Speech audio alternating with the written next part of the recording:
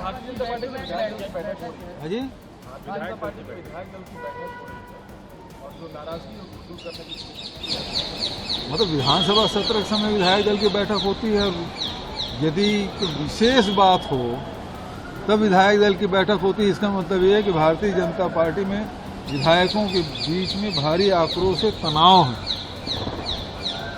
ये बात तो स्पष्ट है। जो विष्णु का सुशासन है, जो विधायक ही संतुष्ट नहीं है तो जनता कहाँ संतुष्ट होंगे, कार्यकर्ता कहाँ संतुष्ट होंगे।